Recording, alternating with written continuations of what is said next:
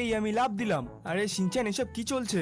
আরে ফ্র্যাঙ্কলিন দা, এই দেখো না কিংকং এসেছে। হ্যাঁ ভাই, তাই বলি একে এত চেনা চেনা কেন লাগছে? কিন্তু ও এখানে কি করছে? তুই তো জানিস ওর এভাবে খোলায় ঘোরাটা ঠিক না। আরে আমি কিভাবে জানবো? আমি কি থোড়ি ওকে ডেকেছি? আমার তো মনে হয় ঘুরতে ফিরতে এসেছে।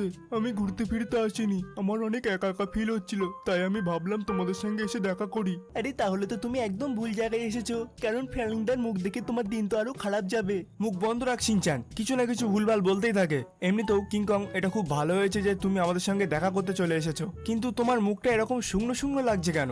আমাকে আমার মায়ের কথা খুব মনে পড়ছে। তোমার মায়ের কি হয়েছে?